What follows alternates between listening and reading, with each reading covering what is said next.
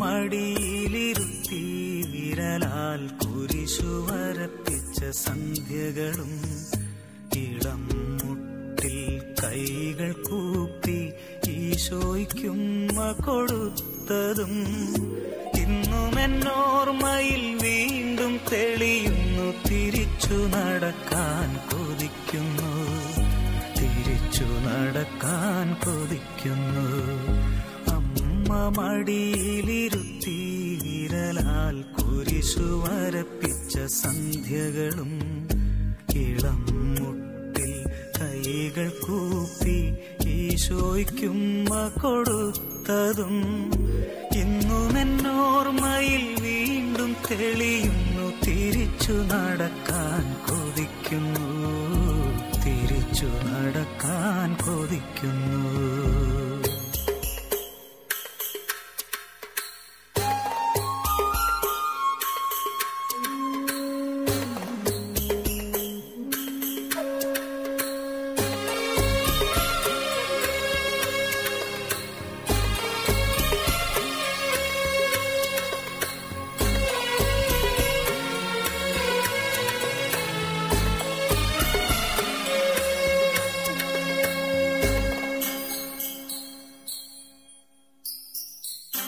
തൂവെള്ള വസ്ത്രവും മുടിയും ചാർത്തി പുലരിതൻ പൂക്കളും കൈകളിലേന്തി.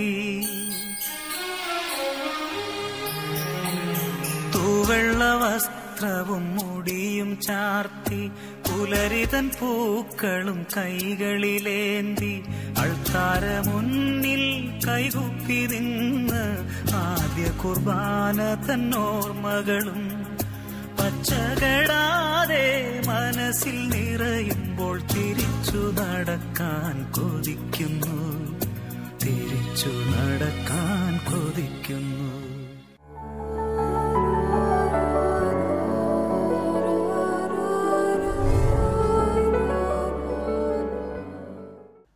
ഈശോയിൽ സ്നേഹമുള്ളവരെ, അമ്മ വീടിൻ്റെ വചനാഭിഷേകത്തിലേക്ക് ഈ സന്ധ്യാവേളയിൽ എല്ലാവരെയും സ്നേഹത്തോടെ സ്വാഗതം ചെയ്യുന്നു. മറിയം കർത്താവിന് മുമ്പിലിരുന്ന് വളരെ കരുതലോടെ അവിടുത്തെ വചനം ശ്രവിച്ച് ഏറ്റവും നല്ല പ്രവൃത്തിക്ക് അർഹയായതുപോലെ അല്പസമയം ഈ തിരുവചനത്തിന് മുമ്പിൽ നമുക്ക് പ്രാർത്ഥനയോടുകൂടി ആയിരിക്കാം. ഞാനും നിങ്ങളും വചന ഉപാസകരാണ്. ഞാനും നിങ്ങളും വചനത്തെ സ്നേഹിക്കുകയും വചനം നൽകുന്ന കരുത്തും അഭിഷേകവും സൗഖ്യവും ഏറെ കൊതിയോടെ സ്വീകരിക്കാനായിട്ട് ആഗ്രഹിക്കുന്നവരുമാണ്. സുഭാഷിതങ്ങൾ 4:20 പറയുന്നത് ഇങ്ങനെയാണ്: മകനെ, എൻ്റെ വാക്കുകൾ ശ്രദ്ധിക്കുക, എൻ്റെ മൊഴികൾക്ക് ചെവി തരിക. അവ നിൻ്റെ ദൃഷ്ടിപഥത്തിൽ നിന്ന് മാഞ്ഞു പോകാതിരിക്കട്ടെ. അവയെ ഉൾക്കൊള്ളുന്നവന് ജീവനും ശരീരത്തിന് ഔഷധവുമാണ് എന്ന് പറയുന്നു. അതുകൊണ്ട് ആത്മാവിന് മോചനവും പാപത്തിൽ നിന്നുള്ള മോചനവും ശരീരത്തിന് പരിപൂർണമായി സൗഖ്യവും നൽകുന്ന തിരുവചനത്തിൻ്റെ അഭിഷേകത്തിനായിട്ട് നമ്മളെ സമർപ്പിക്കാം. പ്രാർത്ഥനയുടെ അടിസ്ഥാനപരമായ ചില ഭാവങ്ങൾ എന്തായിരിക്കണം എന്ന് നമ്മൾ ധ്യാനിക്കുകയായിരുന്നു. അതിന് അടിസ്ഥാനപരമായി നമ്മൾ കണ്ട വചനം വിശുദ്ധ മത്തായി സുവിശേഷത്തിൻ്റെ 6-ാം അധ്യായത്തിൻ്റെ 5, 6, 7, 8 4 തിരുവചനങ്ങളായിരുന്നു. അതിലൊന്നാമതായി നമ്മൾ ധ്യാനിച്ചത് പ്രാർത്ഥനയുടെ അടിസ്ഥാനം ക്രിസ്തുവുമായുള്ള നമ്മുടെ ബന്ധത്തെ ആശ്രയിച്ചിരിക്കുന്നു എന്നാണ്.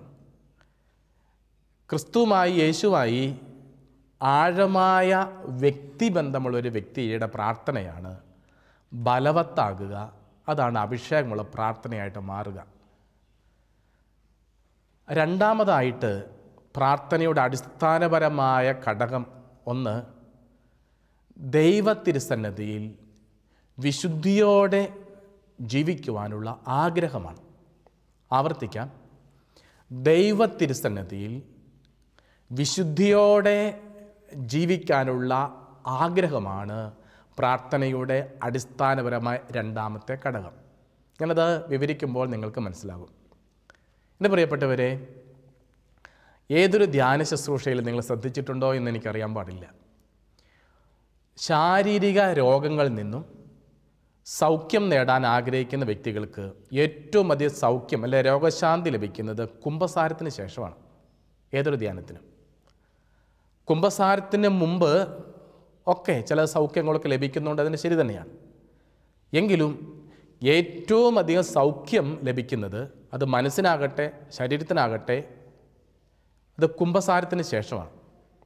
അതുകൊണ്ട് തന്നെ ഈ കുമ്പസാരത്തിന് മുമ്പുള്ള ആരാധനകളിലൊക്കെ രോഗശാന്തി സന്ദേശങ്ങൾ ലഭിക്കുന്നുണ്ടെങ്കിലും അത് അച്ഛൻ പലപ്പോഴും പറയാറില്ല. കാരണം ഒരു പരിപൂർണമായ ഒരു സൗഖ്യം എപ്പോഴും കർത്താവ് നൽകുന്നത് മനസ്സും ശരീരവും പരിപൂർണ്ണ ശുദ്ധിയിലായിരിക്കുമ്പോഴാണ്. ഈ ഒരു സത്യത്തെ അല്പം കൂടി ആഴപ്പെട്ട് പഠിക്കാനായിട്ട് അച്ഛനൊരു ഉദാഹരണം പറയാം. കൊലപാതകം ചെയ്തൊരു വ്യക്തി ദൈവസന്നിധിയിൽ പ്രാർത്ഥിക്കാൻ വരികയാണ്.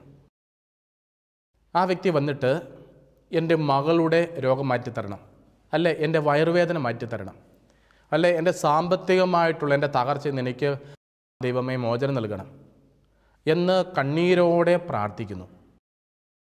ആ പ്രാർത്ഥന ദൈവം കേൾക്കുകയോ ഇല്ലയോ? ആ പ്രാർത്ഥനയ്ക്ക് ദൈവസന്നിധിയിൽ വിലയുണ്ടോ ഇല്ലയോ എന്നത് നമ്മൾ ആഴത്തിൽ ചിന്തിക്കേണ്ട ഒരു കാര്യമാണ്. ക്രിസ്തു മനുഷ്യനായി അവതരിച്ചത് മനുഷ്യനെ രക്ഷിക്കാനാണ്, അവൻ്റെ ശരീരത്തെ രക്ഷിക്കാനല്ല.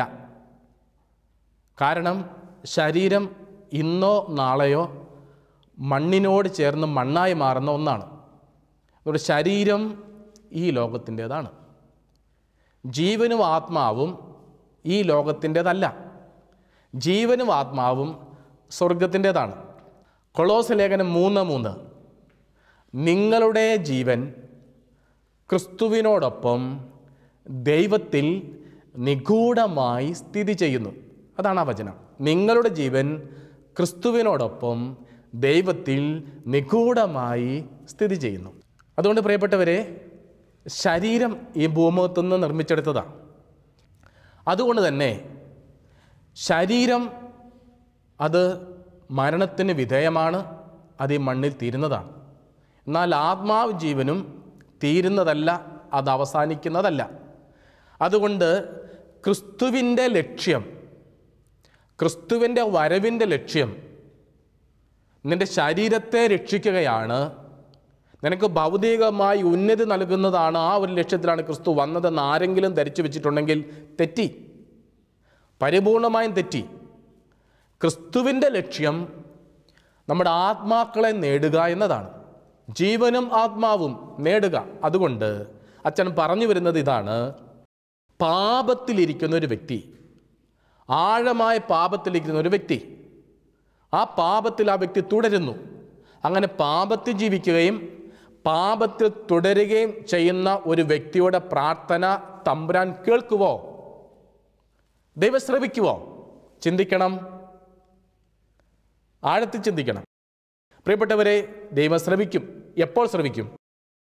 ആ വ്യക്തി തെറ്റുകളിൽ നിന്ന് മോചനം നേടി പരിപൂർണ ശുദ്ധിയോടെ ജീവിക്കാൻ തീരുമാനിക്കുകയും ആഗ്രഹിക്കുകയും മനസാന്തരപ്പെട്ട് വിശുദ്ധ കുമ്പസാരം വഴിയായിട്ട് ക്രമീകരിക്കുകയും ചെയ്യുമ്പോൾ ആ പ്രാർത്ഥന ദൈവം കേൾക്കും. എന്ന് പറയപ്പെട്ടവരെ, അതുകൊണ്ട് പ്രാർത്ഥനയുടെ അടിസ്ഥാന ഭാവം ഹൃദയ പരമാർത്ഥതയോടെ തമ്പുരാൻ മുമ്പിലായിരിക്കുക എന്നതാണ്. അതാണ് മുമ്പിൽ പറഞ്ഞൊരു വചനം നമ്മൾ കണ്ടല്ലോ. നിങ്ങൾ പ്രാർത്ഥിക്കാൻ ആഗ്രഹിക്കുമ്പോൾ നിങ്ങളുടെ മുറിയിൽ കടന്ന് വാതിലുകളടച്ച് രഹസ്യങ്ങൾ അറിയുന്ന ദൈവത്തോട് പ്രാർത്ഥിക്കുക എന്ന് പറയുമ്പോൾ ദൈവത്തോടൊത്തായിരിക്കുക എന്നത് തന്നെയാണ്. ദൈവത്തോടൊത്തൊരു വ്യക്തി ആയിരിക്കുക എന്ന് പറഞ്ഞാൽ ദൈവത്തിൻ്റെ അടുത്ത് പോയി ഇരിക്കുക, അല്ലെ ദൈവ സാമീപ്യത്തിലായിരിക്കുക എന്നതിനേക്കാൾ ഉപരി യേശുക്രിസ്തുവിൻ്റെ സ്വഭാവ വിശേഷതകൾ നമ്മുടെ ജീവിതത്തിൽ പകർത്തുക എന്നതാണ്. അതുകൊണ്ട് തന്നെ നമ്മുടെ ജീവിതത്തിൻ്റെ അടിസ്ഥാന ഭാവം വിശുദ്ധരായിരിക്കുക എന്നതാണ്. ഈ ഒരു ബോധ്യം സമൂഹത്തിൽ നിന്ന് നഷ്ടപ്പെട്ടു പോയിരിക്കുന്നു. വിശുദ്ധരാകാനോ? അതൊന്നും പറ്റില്ല. തിന്മ നിറഞ്ഞ ഇന്നത്തെ കാലഘട്ടത്തിൽ വിശുദ്ധ ജീവിതം അസാധ്യമാണ് എന്ന് പറയുന്നവരാണ് ഭൂരിപക്ഷം പേരും. അത് പിശാച് നമ്മളെക്കുറിച്ച് പറയിപ്പിക്കുന്നതാണ്. പിശാച് ഇത് അസാധ്യമാണെന്ന് നമ്മളെ ബോധ്യപ്പെടുത്തി വെച്ചിരിക്കുന്നു. അതുകൊണ്ട് നമ്മൾ അങ്ങനെ ആയിപ്പോയിരിക്കുന്നു. അതുകൊണ്ട് എൻ്റെ പ്രിയപ്പെട്ടവരെ, ഗിരിപ്രഭാഷണത്തിൽ ഈശോ പറയുന്നില്ലേ, ഹൃദയശുദ്ധിയുള്ളവർ ഭാഗ്യവാന്മാർ, അവർ ദൈവത്തെ കാണും. അപ്പം ദൈവത്തെ കാണാനും ദൈവസാന്നിധ്യം അനുഭവിക്കാനും കൃപയുള്ളവർ ഹൃദയശുദ്ധിയുള്ളവരാണ്. വിശുദ്ധരായി ജീവിക്കുന്നവർ, അല്ലെ ജീവിക്കാൻ ആഗ്രഹിക്കുന്നവർ. അതുകൊണ്ട് ഞാനും നിങ്ങളും പ്രാർത്ഥിക്കാനായിട്ട് വന്നണയുമ്പോൾ നമ്മുടെ ഹൃദയത്തിൻ്റെ അടിസ്ഥാന ഭാവം, ദൈവമേ ഞാൻ പാപിയാണ്, ചിന്തയിലും സംസാരത്തിലും പ്രവൃത്തിയിലും ഉപേക്ഷയിലും എനിക്ക് ഒത്തിരി തെറ്റുപറ്റുന്നുണ്ട്. പക്ഷെ ഞാനിത് നിൻ്റെ മുമ്പിലായിരിക്കുന്നു. നിൻ്റെ കരുണയാണ് എന്നെ നിൻ്റെ അടുത്തെത്തിച്ചിരിക്കുന്നത്. കർത്താവെ, എൻ്റെ പാപത്തിൽ നിന്ന് ഞാൻ പരിപൂർണമായി പിന്തിരിയുന്നു. ഞാൻ വിശുദ്ധിയോടെ ജീവിക്കാൻ ആഗ്രഹിക്കുന്നു. അതിനെന്നെ അനുഗ്രഹിക്കണമേ എന്നുള്ള പ്രാർത്ഥനാഭാവമാണ് പ്രാർത്ഥനയുടെ അടിസ്ഥാനപരമായ രണ്ടാമത്തെ ഭാവം. നമ്മൾ ആ പ്രാർത്ഥന കാണുന്നത് ലൂക്കാസ് വിശേഷം 18-ാം അധ്യായത്തിൻ്റെ 9 തിരുവചനങ്ങളാണ്. 2 പേരാണ് ഇവിടെ പ്രാർത്ഥിക്കുന്നത്. ഒന്ന് ഫരിസേയൻ, പിന്നെ ചുങ്കക്കാരൻ. ഫരിസേയൻ്റെ പ്രാർത്ഥന സത്യത്തിൽ നമ്മൾ ധ്യാനിച്ചാൽ രസകരമായൊരു കാര്യം നമുക്ക് മനസ്സിലാകും. ആ പ്രാർത്ഥനയേക്കാൾ ചുങ്കക്കാരൻ്റെ പ്രാർത്ഥന നീതീകരിക്കപ്പെട്ടു എന്ന് വചനം പറയുന്നുണ്ടെങ്കിൽ അതിൻ്റെ അർത്ഥം എന്താ? ഫരിസേയൻ്റെ പ്രാർത്ഥന സത്യത്തിൽ അതൊരു പ്രാർത്ഥന ആയിട്ട് ദൈവം പരിഗണിച്ചെന്ന് പോലും അറിയില്ല. സത്യത്തിൽ അവൻ്റെ മെറിറ്റിൻ്റെ ലിസ്റ്റ് അവൻ അവതരിപ്പിക്കുക. ദൈവമേ, ഞാൻ നിനക്ക് നന്ദി പറയുന്നു, ഞാൻ ഇങ്ങനെയുള്ളൊരു വ്യക്തിയാണ്, ഞാൻ പദവാരം കൊടുക്കുന്നുണ്ട്, ഞാൻ പ്രാർത്ഥിക്കുന്നുണ്ട്, എൻ്റെ പുറകിൽ നിൽക്കുന്ന ആ ചുങ്കക്കാരനെ പോലെ ഒന്നുമല്ല, ഞാൻ മിടുക്കനാണ്. അവൻ്റെ മെറിറ്റിൻ്റെ ലിസ്റ്റ് ദൈവത്തിന് മുമ്പിൽ അവതരിപ്പിച്ചു. എന്നാൽ പിറകെ നിൽക്കുന്ന ചുങ്കക്കാരൻ്റെ മനോഭാവം, ഞാൻ പ്രാർത്ഥിക്കാൻ യോഗ്യതയില്ലാത്തവനാണ്, ഞാൻ പാപിയാണ്, സ്വർഗത്തിലേക്ക് പോലും കണ്ണുകൾ ഉയർത്താനാവാതെ അവൻ പ്രാർത്ഥിച്ചു എന്ന് വചനം പറയുമ്പോൾ അവൻ്റെ പാപാവസ്ഥയെക്കുറിച്ച് അവൻ ബോധ്യമുള്ളവനാണ്. പാപാവസ്ഥയെക്കുറിച്ച് ബോധ്യമുള്ള ഒരു വ്യക്തിയുടെ അടിസ്ഥാന ഭാവം, ഈ പാപത്തിൽ ഞാൻ പിന്തിരിഞ്ഞ് ദൈവസ്നേഹത്തിലേക്ക് ഞാൻ എത്തും എന്നാണ് അതിൻ്റെ സൂചന. അതുകൊണ്ട് തന്നെ ആ ഒരു ബോധ്യത്തോടെ പ്രാർത്ഥിക്കുന്നു. ഞാൻ ആ പ്രാർത്ഥന വായിച്ച് കേൾപ്പിക്കാം. പ്രിയപ്പെട്ടവരെ, ആ ചുങ്കക്കാരനാകട്ടെ ദൂരെ നിന്ന് സ്വർഗത്തിലേക്ക് കണ്ണുകൾ ഉയർത്താൻ പോലും ധൈര്യപ്പെടാതെ മാറത്തടിച്ചുകൊണ്ട്, ദൈവമേ, പാപിയായി എന്നിൽ കനിയണമേ എന്ന് പ്രാർത്ഥിച്ചു. വചനം പറയുകയാണ്, ക്രിസ്തു പറയുന്നു, ഞാൻ നിങ്ങളോട് പറയുന്നു, ഇവൻ ആ ഫരിസയനേക്കാൾ നീതീകരിക്കപ്പെട്ടവനായി വീട്ടിലേക്ക് മടങ്ങി. അതുകൊണ്ട് എൻ്റെ പ്രിയപ്പെട്ടവരെ, നമ്മുടെ പ്രാർത്ഥനകൾ പലതും ശ്രവിക്കാതെ പോകുന്നതിന് കാരണം നമ്മൾ പാപത്തിലായിരുന്നുകൊണ്ട് പ്രാർത്ഥിക്കുന്നത് കൊണ്ട്. അപ്പം നമ്മളെല്ലാവരും വിശുദ്ധിയിൽ വന്നിട്ട് പ്രാർത്ഥന ദൈവം കേൾക്കുള്ളൂ എന്ന് പറഞ്ഞാൽ തെറ്റാണ്. അങ്ങനെയല്ലത്. നമ്മൾ പാപിയാണെന്നുള്ള ഉത്തമമായ ബോധ്യവും നമ്മുടെ ജീവിതത്തിലെ പാപങ്ങളിൽ നിന്ന് പരിപൂർണമായൊരു വിടുതലും എനിക്ക് ലഭിച്ചു കഴിയുമ്പോൾ മാത്രമേ ദൈവത്തിൻ്റെ അനുഗ്രഹം എനിക്ക് ലഭിക്കുകയുള്ളൂ എന്നൊരു ബോധ്യം നമുക്കുണ്ടാവണം, നിശ്ചയമായിട്ടും ഉണ്ടാവണം. ചിലർ കുമ്പസാരിക്കുന്നത് 6-7 മാസങ്ങൾ കഴിഞ്ഞിട്ടായിരിക്കാം. ചിലർ കുമ്പസാരിക്കുന്നത് 1-2 വർഷങ്ങൾ കഴിഞ്ഞിട്ടാവാം. പലപ്പോഴും ആ കുമ്പസാരം ശ്രദ്ധിക്കുമ്പോൾ അറിയാം, ഇത്രയും കാലഘട്ടത്തിൽ വന്നുപോയ ജീവിത മേഖലകളിലെ പാപങ്ങളൊന്നും ആ വ്യക്തികൾ ഓർത്തെടുക്കുന്നില്ല. കുമ്പസാരിക്കണം എന്നുള്ള ഒരു ചിന്തയാൽ കുമ്പസാരത്തിന് വേണ്ടി കുമ്പസാരം കഴിഞ്ഞിറങ്ങുന്നു എന്ന് മാത്രമേ ഉള്ളൂ. അതുകൊണ്ടൊരു കുമ്പസാരം വഴി ലഭിക്കേണ്ട പരിപൂർണമായ ഫലദായകത്വം ആ വ്യക്തിക്ക് ലഭിക്കുന്നില്ല. അതുകൊണ്ട് പാപം വീണ്ടും ഉള്ളിലിരിക്കുകയാണ്. ആ പാപം വീണ്ടും ഉള്ളിലിരിക്കുന്ന വ്യക്തി ദൈവത്തിൻ്റെ അനുഗ്രഹത്തിന് വേണ്ടി പ്രാർത്ഥിക്കുന്നു, ലഭിക്കുന്നില്ല. എന്നിട്ട് സങ്കടമായി, പരാതിയായി. പ്രിയപ്പെട്ടവരെ, ഞാൻ ഓർമ്മിക്കുന്നു, മദർഹൂമിലെ ധ്യാന മേഖലയിൽ ഒരു മനുഷ്യൻ എൻ്റെ അടുക്കൽ പ്രാർത്ഥിക്കാൻ വന്നു. വ്യാഴാഴ്ചയാണ് പ്രാർത്ഥിക്കാൻ വന്നത്. വ്യാഴാഴ്ച രാത്രിയിൽ ധ്യാനം സമാപിക്കും. വളരെ സങ്കടത്തോടെ ഈ ചേട്ടൻ എന്നെ സമീപിച്ചിട്ട് പറഞ്ഞു, അച്ഛൻ, എനിക്ക് അച്ഛനോട് ചില കാര്യങ്ങൾ പറയാനുണ്ട്, ഞാൻ അച്ഛൻ്റെ അടുക്കൽ ഇരിക്കട്ടെ. ഞാൻ പറഞ്ഞു, ഇവിടെ ഇരുന്നു ചേട്ടൻ, ഇവിടെ ഇരുന്നു. അപ്പച്ചൻ എൻ്റെ അടുത്തിരുന്നു. എന്നിട്ട് അപ്പച്ചൻ എന്നോട് പറഞ്ഞു, അച്ഛൻ, ഇന്നലെ ബുധനാഴ്ച അഭിഷേക ആരാധനയെല്ലാം കഴിഞ്ഞപ്പോൾ നിരവധി പേർക്ക് സൗഖ്യം കിട്ടി. അവരെല്ലാവരും അൾത്താരയിൽ വന്ന് സാക്ഷ്യപ്പെടുത്തി. അച്ഛൻ, ഞാനിവിടെ ധ്യാനിക്കാൻ വന്നത് വയറുവേദന കൊണ്ടാണ്. കലശലായ വയറുവേദന എനിക്കുള്ളത്. ഈ സമയം വരെ പ്രാർത്ഥിച്ചിട്ട് എൻ്റെ വയറുവേദന മാറിയിട്ടില്ല. അതുകൊണ്ട് ഒന്നെങ്കിൽ അച്ഛൻ ഇപ്പോൾ പ്രാർത്ഥിച്ച് എൻ്റെ വയറുവേദന മാറ്റിത്തരണം, അല്ലെങ്കിൽ എൻ്റെ വയറുവേദന മാറാത്തതിന് കാരണം അച്ഛൻ ഇപ്പോൾ പറയണം. അപ്പം ഞാൻ പ്രതിയായി. അതുകൊണ്ട് ഞാൻ ചേട്ടനോട് ചോദിച്ചു, ചേട്ടാ, നല്ലോണം പ്രാർത്ഥിച്ചോ? ഉവച്ച, നല്ലോണം പ്രാർത്ഥിച്ചു. നല്ലോണം ധ്യാനിച്ചോ? വചനമെല്ലാം ശ്രദ്ധയോടെ കേട്ടിരുന്നോ? എല്ലാം കേട്ടിരുന്നച്ചാ. കുമ്പസാരിച്ചോ? നല്ലോണം കുമ്പസാരിച്ചാ. പരിപൂർണമായ ശുദ്ധിയായി മനസ്സിനും ശരീരത്തിനും. പിന്നെ എന്തുകൊണ്ടാണ് സൗഖ്യം കിട്ടാത്തത്? വയറുവേദനയാണ്. ഞാൻ ആ മനുഷ്യന് വേണ്ടി പ്രാർത്ഥിച്ചു. ആ മനുഷ്യന് വേണ്ടി പ്രാർത്ഥിച്ചപ്പോൾ ഈശോ എന്നോട് എന്നൊരു സന്ദേശം പറഞ്ഞു. ഒന്നാമത്തെ സന്ദേശം ഇതാണ്: അദ്ദേഹം തികഞ്ഞ ഒരു മദ്യപാനിയാണ്. 2, മദ്യപാനം ഒരു പാപമാണെന്നും അതിൽ നിന്ന് പരിപൂർണമായൊരു മോചനം ഞാൻ നേടുമെന്നൊരു ബോധ്യമേ അദ്ദേഹത്തിനില്ല. അങ്ങനെ ഒരു പാപബോധമോ പാപചിന്തയോ അദ്ദേഹത്തിനില്ല. ആ പാപം ഉള്ളിലിരിക്കെ അദ്ദേഹം വയറുവേദന സൗഖ്യത്തിന് വേണ്ടി വന്നിരിക്കുകയാണ്. ഞാൻ ആ ചേട്ടനോട് ചോദിച്ചു, അപ്പച്ചൻ മദ്യപിക്കുമോ? അദ്ദേഹം എന്നോട് പറഞ്ഞു, അച്ഛാ, ഞാൻ മദ്യപിക്കുകയില്ല. മദ്യപാനം എനിക്കിഷ്ടമില്ല, ഞാൻ കുടിക്കുകയില്ല അച്ഛാ. എനിക്ക് മദ്യപാനം ഒട്ടും ഇഷ്ടമല്ല അച്ഛാ, ഞാൻ കുടിക്കുകയില്ല. എന്നിട്ട് ആ ചേട്ടൻ എന്നോട് പറഞ്ഞു, അച്ഛാ, എനിക്ക് 4 പെമ്മക്കളാണ്. ആ 4 പെമ്മക്കളുടെ വിവാഹം കഴിഞ്ഞു. ഭാഗ്യത്തിന് ഈ 4 പെമ്മക്കളും അവിടെ ഭർത്താക്കന്മാരും വിദേശത്താച്ചാ ജോലി ചെയ്യുന്നത്, ഗൾഫ് രാജ്യങ്ങളിലാണ്. ഇതുങ്ങൾ അവധിക്ക് വരുമ്പോൾ അച്ഛാ 1 or 2 കുപ്പി എനിക്ക് കൊണ്ടുവരും അച്ഛാ. ഞാനത് ഫ്രിഡ്ജിൽ വെച്ച് വെക്കും. ഇപ്പോഴുണ്ട് അച്ഛാ, ആവശ്യത്തിന് ഞാനെടുത്ത് കഴിക്കും അച്ഛാ. പക്ഷേ എനിക്കിഷ്ടമില്ല അച്ഛാ, ഞാൻ കുടിക്കുകയില്ല. ഞാൻ ഈ മനുഷ്യൻ്റെ മുഖത്തേക്ക് അത്ഭുതത്തോടെ നോക്കി. എന്നെ പ്രിയപ്പെട്ടവരെ, ആ മനുഷ്യൻ പറയുന്നു മദ്യപാനം ഇഷ്ടമില്ല, കുടിക്കുകയില്ല. പക്ഷേ അദ്ദേഹം ആവർത്തിച്ച് പറയുന്നു, മകളെ കെട്ടിയവന്മാർ വരുമ്പോൾ ഓരോ കുപ്പി അല്ലെങ്കിൽ 2 കുപ്പി കൊണ്ടുവരുന്നത് ഫ്രിഡ്ജ് വെച്ചേക്ക് ആവശ്യത്തിനടുത്ത് കഴിക്കും. അതും ഇപ്പോഴും ഫ്രിഡ്ജിലുണ്ട്. പക്ഷേ എന്നിട്ട് അദ്ദേഹം പറഞ്ഞു ഞാൻ കുടിക്കുകയില്ല എന്നുള്ളതാണ്. ഞാൻ ഉള്ളുകൊണ്ട് കുറേ നേരം ഇന്ന് ചിരിച്ചു. അദ്ദേഹത്തിന് പാപബോധം ഇല്ല. ഞാൻ പാപിയാണ്, പാപത്തിലാണ് ഇരിക്കുന്നത്. ഈ പാപത്തിൽ നിന്നും വിടുതൽ കിട്ടിയാൽ മാത്രമേ എൻ്റെ പ്രാർത്ഥന ദൈവം കേൾക്കുകയുള്ളൂ, എനിക്ക് സൗഖ്യം ലഭിക്കുകയുള്ളൂ എന്നുള്ളൊരു ബോധ്യം ആ ചേട്ടനില്ല. പ്രിയപ്പെട്ടവരെ, നമുക്ക് ഭൂരിപക്ഷം പേർക്കും ഈ ഒരു ധാരണയില്ല. എന്താ? പാപത്തിലാണ് ഞാൻ ഇരിക്കുന്നത്. ഈ പാപമല്ലേ മറ്റൊരു പാപം എന്നിൽ ഗ്രസിച്ചിട്ടുണ്ട്, അല്ല ഇന്ന ന്യൂനതയും പോരായ്മ എനിക്കുണ്ട്. അതിന് പരിപൂർണമായി എനിക്കൊരു വിടുതൽ കിട്ടിയാൽ മാത്രമേ ദൈവത്തിൻ്റെ അനുഗ്രഹം എനിക്ക് ലഭിക്കുകയുള്ളൂ, എനിക്ക് സ്വീകരിക്കാൻ പറ്റുകയുള്ളൂ എന്നുള്ളൊരു ബോധ്യം നമുക്കില്ല. ധ്യാന മേഖലയിൽ അച്ഛൻ ധ്യാനിപ്പിക്കുമ്പോൾ വളരെ ഗൗരവമായി പ്രസംഗിക്കുന്നൊരു വിഷയം നാവിൻ്റെ വിശുദ്ധിയെക്കുറിച്ചാണ്. കള്ളം പറയരുത്, ചീത്ത പറയരുത്. പ്രിയപ്പെട്ടവരെ, വചനത്തിൻ്റെ പശ്ചാത്തലത്തിൽ മണിക്കൂറുകളോളം ഓരോ വചനങ്ങളും വ്യാഖ്യാനിച്ച് ജനത്തെ ബോധ്യപ്പെടുത്തും. എന്താണ് കള്ളം പറഞ്ഞാലുള്ള കുഴപ്പമെന്താ? സുഭാഷിതങ്ങൾ 12:22 പറയുന്നു, കള്ളം പറയുന്ന അധരങ്ങൾ കർത്താവിന് വെറുപ്പാണ്. വചനം അതാ, വെറുപ്പാണ്.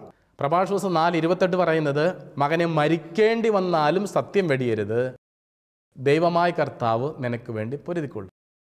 അതുകൊണ്ട് അശ്ലീലം പറയരുത്, അശുദ്ധി സംസാരിക്കരുത്, ഒരു കാരണവശാലും കള്ളം പറയരുത്,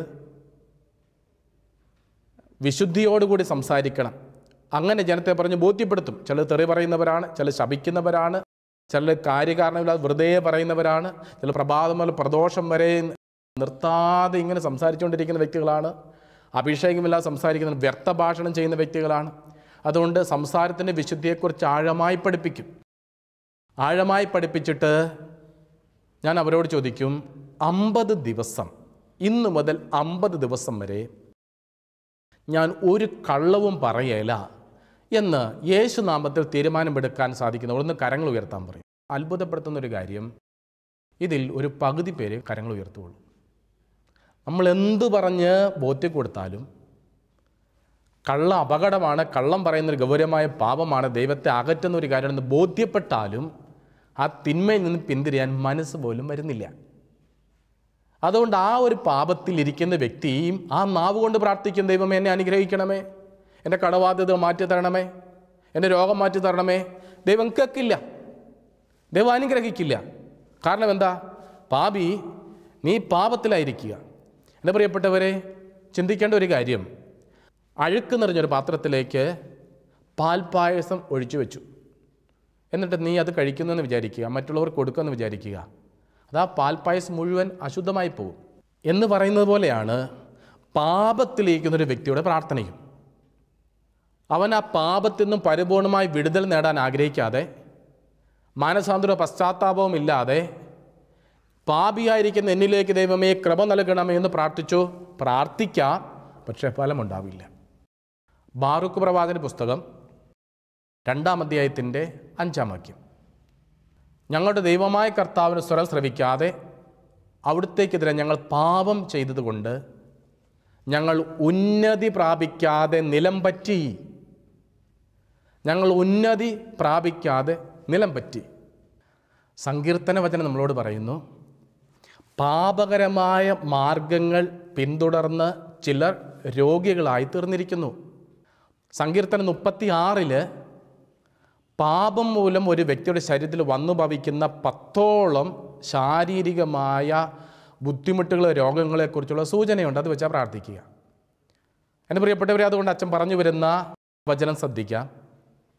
അതിതാണ്: പാപാവസ്ഥയിലിരുന്ന് അനുതാപവും പശ്ചാത്താപവും ഇല്ലാതെയുള്ള എല്ലാ പ്രാർത്ഥനയും ഫലം ചൂടാത്ത പ്രാർത്ഥനയാണ്.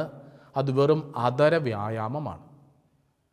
അതുകൊണ്ട് പ്രാർത്ഥിക്കാനിരിക്കുന്ന ഏതൊരു വ്യക്തിയും ആത്മാർത്ഥമായി ആത്മപരിശോധന ചെയ്യണം. ചിന്ത കൊണ്ടോ, സംസാരം കൊണ്ടോ, പ്രവൃത്തി കൊണ്ടോ, ഉപേക്ഷ കൊണ്ടോ എൻ്റെ ജീവിതത്തിൽ തെറ്റുകളുണ്ടോ? ആ തെറ്റുകളാണോ ഞാൻ തുടരുന്നത്? അങ്ങനെയെങ്കിൽ അതിൽ നിന്ന് എനിക്ക് മോചനം നേടണമെന്ന് ആഗ്രഹിച്ച് തമ്പുരാൻ്റെ മുമ്പിൽ ഏറ്റുപറഞ്ഞ് പശ്ചാത്താപത്തോടു കൂടി നീ പ്രാർത്ഥിക്ക്. എന്നിട്ട് ഏറ്റവും അടുത്ത സാഹചര്യത്തിൽ നീ കുമ്പസാരിക്ക്. എന്നിട്ട് ഹൃദയ പരമാർത്ഥതയോടെ, ഹൃദയവിശുദ്ധിയോടെ ദൈവത്തിന് മുമ്പിൽ നിന്ന് പ്രാർത്ഥിക്ക്. നിൻ്റെ പ്രാർത്ഥന ദൈവം കേൾക്കും. അതുകൊണ്ട് പ്രിയപ്പെട്ടവരെ, ഏത് തെമ്മാടിത്തരവും ചെയ്ത് ഏത് പാപത്തിലായിരിക്കുന്ന വ്യക്തി തമ്പുരാൻ മുമ്പിൽ പ്രാർത്ഥിക്കുമ്പോൾ എന്താ അതെന്ന് അർത്ഥമാക്കേണ്ടത്? അത് വെറും അധര വ്യായാമമായി അധപ്പതിക്കും.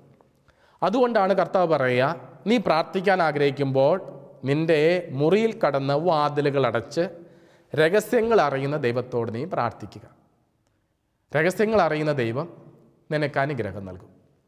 സ്വർഗസ്ഥനായ പിതാവേ എന്നുള്ള ഏറ്റവും മനോഹരമായ പ്രാർത്ഥന ഈശോ പഠിപ്പിക്കുന്നതിന് മുമ്പ് പ്രാർത്ഥനയ്ക്കുണ്ടാകേണ്ട അടിസ്ഥാനപരമായി 4 ഗുണഗണങ്ങളെക്കുറിച്ച് കർത്താവ് പഠിപ്പിക്കുന്നത് അച്ഛൻ മുമ്പ് സൂചിപ്പിച്ചതുപോലെ മത്തായി സുവിശേഷത്തിൻ്റെ 6-ാം അധ്യായത്തിൻ്റെ 5, 6, 7, 8 വാക്യങ്ങളിലാണ്.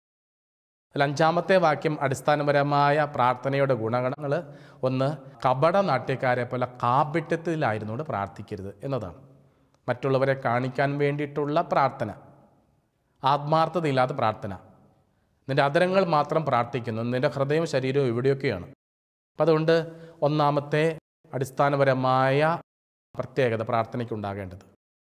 2, നീ പ്രാർത്ഥിക്കാനായിട്ട് വരുമ്പോൾ നിൻ്റെ മുറിയിൽ കടന്ന് കതകടച്ച് രഹസ്യങ്ങൾ അറിയുന്ന ദൈവത്തോട് പ്രാർത്ഥിക്കുക എന്ന് പറയുന്നത് വിശുദ്ധിയിൽ ദൈവത്തോടുകൂടി ആയിരിക്കുക. അല്ലെങ്കിൽ ഹൃദയപരമാർത്ഥതയോടുകൂടി വന്നുപോയ ജീവിതത്തിൽ പശ്ചാത്താപം, അതുപോലെ അനുതാപത്തോടുകൂടി ഞാൻ വിശുദ്ധീയത്തിലേക്ക് എത്തുമെന്നുള്ള പ്രതിജ്ഞയോടുകൂടി തമ്പുരാൻ്റെ മുമ്പിൽ പഞ്ചേന്ദ്രങ്ങളാകുന്ന വാതിലുകൾ അടച്ച് നിൻ്റെ ആത്മാവിൽ ദൈവത്തോട് ആത്മാർത്ഥമായിരുന്നു പ്രാർത്ഥിക്കുക. അതാണ് 2ാമത്തെ അടിസ്ഥാനപരമായ ഗുണം. 3ാമത്തത്, അതിഭാഷണം ചെയ്യരുത്. എന്താണ് പ്രാർത്ഥിക്കുന്നത് എന്താണെന്ന് അറിയാതെ ഇങ്ങനെ നിർത്താതെ ഇങ്ങനെ പറഞ്ഞു പോകുന്ന പ്രാർത്ഥനയല്ല. കാരണം പ്രാർത്ഥന ഹൃദയങ്ങൾ തമ്മിലുള്ള യോജിപ്പാണ്, ഐക്യമാണ്. അധരങ്ങളുടെ അവതരണങ്ങളല്ല പ്രാർത്ഥന. ഇനി 4ാമത്തെ അടിസ്ഥാനപരമായ കാര്യം, നീ ചോദിക്കുന്നതിന് മുമ്പ് തന്നെ നിൻ്റെ ആവശ്യങ്ങൾ ദൈവം അറിയുന്നു. അതുകൊണ്ട് ദൈവം അറിയുന്നത് കൊണ്ട് തന്നെ നിൻ്റെ ആവശ്യം എന്താണെന്ന് തിരിച്ചറിയുന്ന ദൈവം അത് നിനക്ക് തരും. പക്ഷേ അത് സ്വീകരിക്കാൻ പോരുന്ന ശുദ്ധി, ഹൃദയത്തിൻ്റെ ശുദ്ധി, ശരീരത്തിൻ്റെ ശുദ്ധി, ആഴമായ വിശ്വാസം, ഇത്രയും നിനക്കുണ്ടെങ്കിലേ അത് ലഭിക്കുകയുള്ളൂ. ഇത്രയും പറഞ്ഞ് പഠിപ്പിച്ചിട്ടാണ് കർത്താവ് ഏറ്റവും മനോഹരമായ പ്രാർത്ഥന നമ്മളെ പഠിപ്പിക്കുക. നിങ്ങൾ പ്രാർത്ഥിക്കുമ്പോൾ ഇങ്ങനെ പ്രാർത്ഥിക്കുവിൻ എന്ന് പഠിപ്പിച്ചിട്ട് കർത്താവ് പഠിപ്പിച്ചു, സ്വർഗസ്ഥനായ ഞങ്ങളുടെ പിതാവേ, അങ്ങയുടെ നാമം പൂജിതമാകണമേ എന്ന് പഠിപ്പിക്കുന്ന കർത്തൃപ്രാർത്ഥനയിൽ പ്രിയപ്പെട്ടവരെ എല്ലാവിധ പ്രാർത്ഥനകളും അടങ്ങിയിട്ടുണ്ട്. ഒരു പ്രാർത്ഥനയുടെ ഭാവങ്ങൾ എന്താണെന്ന് അടങ്ങിയിട്ടുണ്ട്. ഒരു ഭൂമുഖത്ത് ജീവിക്കുന്ന വ്യക്തിക്ക് വേണ്ട ആവശ്യങ്ങൾ എന്താണെന്നെല്ലാം അടങ്ങിയിട്ടുണ്ട്. അതുകൊണ്ട് ഈ ഒരു പ്രാർത്ഥന, ഈശോ പഠിപ്പിച്ച ഏക പ്രാർത്ഥനയിൽ സ്വർഗവും ഭൂമിയും ഒരുമിച്ചുണ്ട്. പ്രിയപ്പെട്ടവരെ, തുടർന്നുള്ള എപ്പിസോഡുകളിൽ നമ്മുടെ പ്രാർത്ഥനകളെക്കുറിച്ച് നമുക്കിനി ധ്യാനിക്കണം.